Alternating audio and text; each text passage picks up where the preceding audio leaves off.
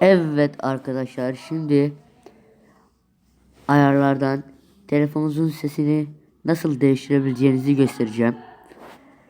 Evet arkadaşlar, ilk başta ayarlara giriyoruz.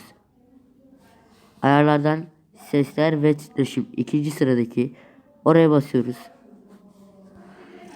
Oradan zil sesi yazıyor. Oraya basıyoruz. Tabi buradan istediğiniz modeli seçebilirsiniz. Yani siz istediğiniz şarkı, onları telefondan ekle diye burada bir şey var. Oraya basıyorsunuz. Oradan istediğiniz şarkıyı seçebiliyorsunuz.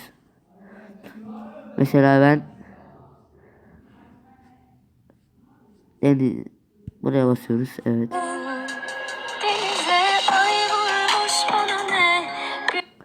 Böyle yapabiliyorsunuz arkadaşlar. Abone olmayı unutmayın. Bir dahaki videomda görüşmek üzere.